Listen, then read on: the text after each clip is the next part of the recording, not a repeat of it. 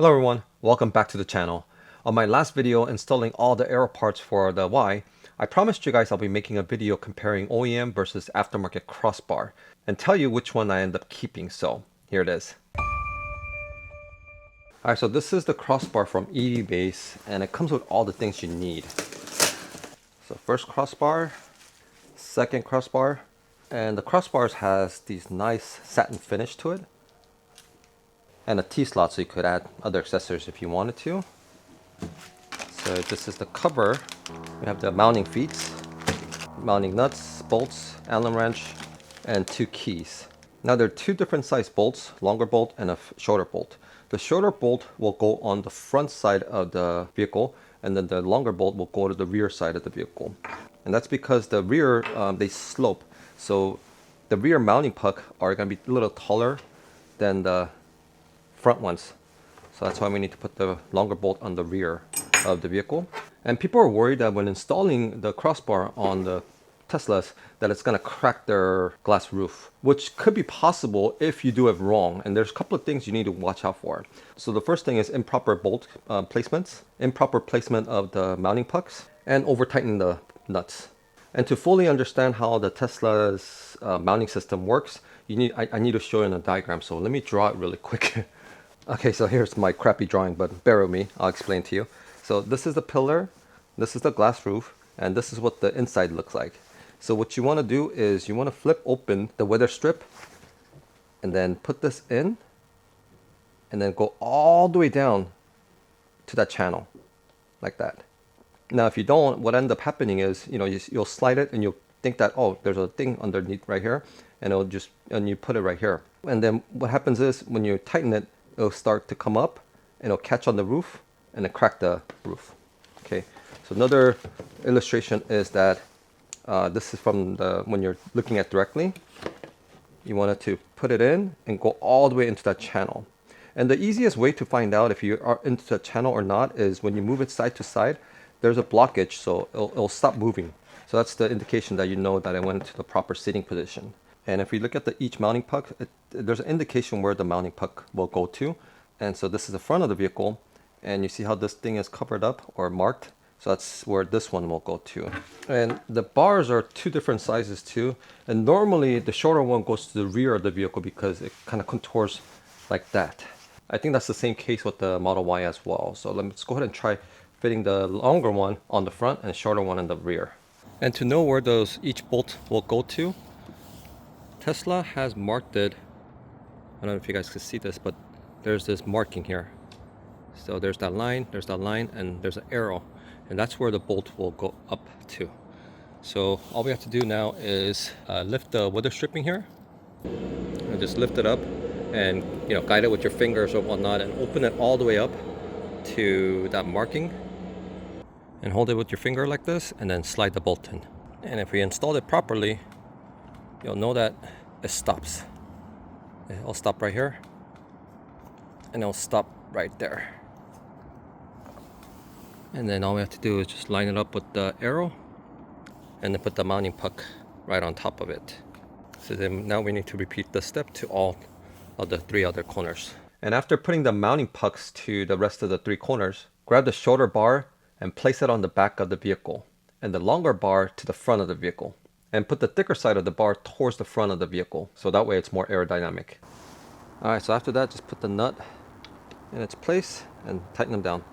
Oh, actually, on the nut itself, there's like these indentation, and that's where the lock will go to. So if you look at the lock, these does have locking mechanism, and the lock will have to go into that groove in order for it to lock. So make sure when you tighten down, these grooves are facing the lock.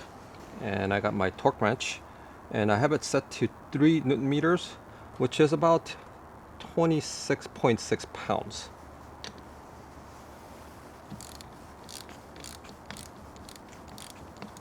But let me go ahead and hand tighten them first, on all corners first, and I'll come back to it. Okay, so I have all the corners hand tightened, and I got my torque meter to 2.5 Newton meters. So let's go ahead and tighten down.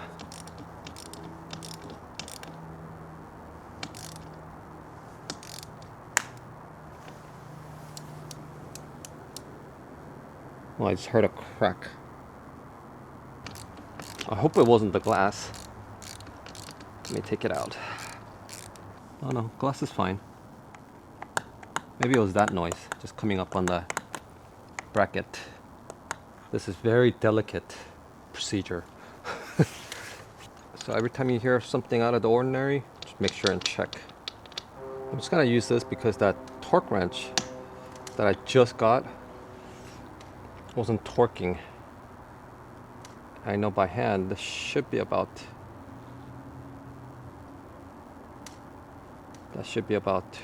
28 pounds or about 3 Newton meters. Yeah, it's not moving. So that's good. And you do want to place it right on this notch where that groove is. You want to place the groove opening onto this notch so that we could go ahead and lock it. And if I put the key in and try to open it, yeah, see how it locks up? So that's about good right there. And it's not moving, so that's good. So let's go ahead and tighten all them down, all corners, and then that should be it.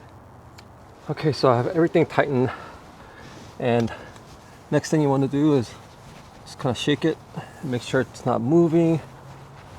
Everything seems pretty tight actually. I mean, this is not normal crossbar installation. I never tighten, just hand tighten the bolts to hang crossbar on it, but it is what it is. So yeah, seems pretty solid. And now we have to put the cover on. And there's also, they give you a little strip of PPF film in case if you don't have a PPF already done to your car. So you could place that right in there. But since I already have PPF, it should be fine. And the covers are oriented, so you have R2, which was the right number 2 on that side. L2 should be on the left 2. There you go. Now, from far away, I mean, it does look like OEM, and I believe all the hardwares are exactly same as the OEM. But if you look it up closely, like this part here doesn't line up very well. Same thing here. This rubber feet not quite fitting. Another thing I noticed that the rubber feet are touching the glass. I mean, it's barely touching it, but it's touching. So that might be a little concern that I have for the future. But I mean, I don't know if you can see it with this camera, but if you look inside, the J-hook is straight up, and the glass, I mean, the rubber is touching the glass, but it's barely touching it. So it shouldn't cause too much problem. And same thing for the rear as well. It is touching it, but it's just this little tiny edge touching the glass. But if we come to the back is clearing. And again, yeah, it's just that this front portion touching the glass. So after seeing parts of the rubber mounting feet resting on the glass, it didn't sit right with me. So I headed out to our local Tesla dealer to ask about the crossbar. But luckily there was a Model Y with the factory roof bars. And as you can see, they're not touching the glass. I mean, it wasn't sitting on it like how mine is and applying pressure to the glass. And the overall fit and finish seemed much better. So, I ended up ordering OEM roof bars to see if I could get better fitment on my Model Y as well. I mean, it was more than double the cost, but the first big difference that I'm seeing is obviously the little more detailed packaging. Although it's not bubble wrapped, but it tells you which way the bars go. And by the looks of it, the finish on this bar is a little more shinier than the EVbase one. And this is, yeah, this is also different too. Yeah, this is kind of like a foam pad, whereas EVbase was a rubber pad. And like the interior, this hardware stuff, the locking mechanism and all that looks pretty similar. But I gotta say, it does have a bit more nicer finish to it. And the big difference is obviously this one comes with the manual, which the EVbase did not come with the manual at all. And the overall packaging is very nice. Well, it even comes with the torque Allen screw. This is like a Yakima style, because I know these are Yakima based. Yeah, this looks just like Yakima. 3.5 Newton meter. So you don't even have to buy a torque wrench. You can start just tightening it, and once it's fully tightened, it'll stop or it'll start clicking. It does come with a nice little weather stripping removable tool. Oh, and the pads are definitely high grade material. And look at how shallow this is, where EVbase was, it was kind of contouring down like this. That's why I was hitting the glass so much. And look at this. This is so flimsy and thin. Even if this part is touching the glass, you know, look at that. It's just gonna give in. It's not gonna cause too much pressure on the glass. Let's look at the rear ones. So this is the rear driver, and again, shallow depth. So it shouldn't touch the glass. Awesome. I'm very excited. Yeah, just overall, in general, everything seems to be more made out of high quality, or at least the finish is much more high quality grade. Even the screw has indentation where the EVbase was inside here, so you couldn't barely see it. And then we got the mounting J-hooks. Little different design. Much longer, because the EVbase was shorter but had a longer thread. But this one's longer with shorter thread. And they're all the same size, whereas the EVbase had two different sizes. Yeah, they're all the same size. So no confusion there. All right, and the installation process is exactly the same. Oh, let's look at this cover too. Yeah, it's much better. All the edges are very clean. Superb. Okay. So let's go ahead and install it and see how it fits, and we'll go from there.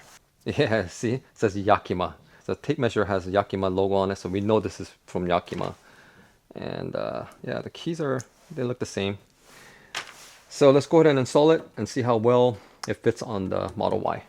And just look at that. Even if I mock it up, it's not touching the glass.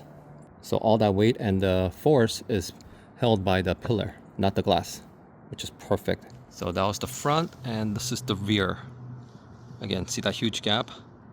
Of course, when we put the bar, it might change it just a tad like that. But even though we have so much room to play with, that's what you want. And picking the weather stripping was pretty simple too with this large tool. And yeah, you can see a lot more of what's going on in there. So we just gotta insert the J-hook. Okay, so the J-hook is inserted, and make sure we're in the right spot by moving it around. And for some reason, the J-hooks actually went in smoother, and then place the rubber feet, and we're set. So we just gotta do that to all the other corners. All right, so then the longer bar is for the front. So just line it up, and in she goes. Okay, now then we're gonna get our nut. First, hand tighten them. There we go. And do that for all corners. Okay, so everything is hand tightened. And now we use the provided torque wrench to tighten them down. And once it's fully tightened, there's no noticeable click, but it just kind of stops you from turning. I mean, you could turn it more, but you feel that there's a loose space. So that's how you know you tighten it enough. Then you have lined that with this notch here, and we can lock the crossbar in. And after that, they want you to go ahead and move it back and forth to see if it's tight enough. And seems to be very tight. Awesome. And then slap on the covers. And the covers are two different sizes. The longer one, or the bigger one, goes on the back. And then the shorter one goes in the front.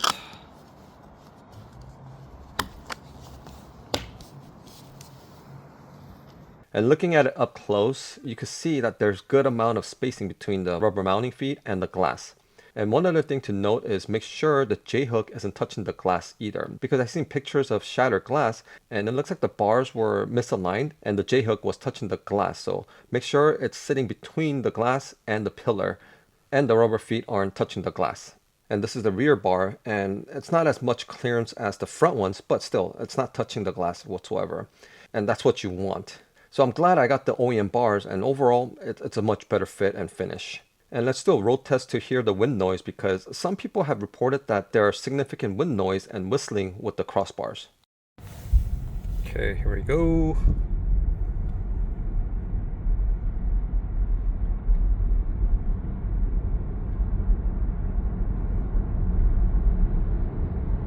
I'm traveling at 40 miles per hour. Yeah, there's this, I don't know if the camera's catching it, but there's a slight wind noise. So let's bump up the speed.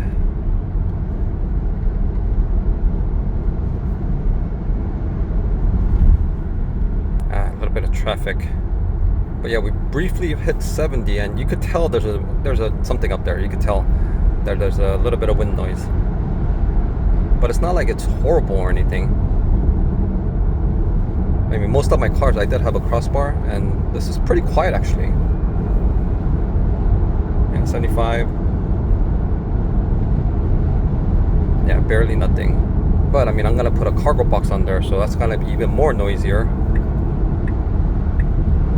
But even at 83, yeah, it's not bad at all. So this is what the crossbar looks like. Kind of get in the way of that beautiful open airy feel, right? Now, if that wind noise is going to bother you, I mean, it's very minimal, but if it is, then what you could do is you could actually remove it when you don't use it, because it's so easy. You know, I was actually going to have Tesla technician come out and do a installation for me, just because, you know, I was worried about my glass cracking and, you know, warranty issues and all that.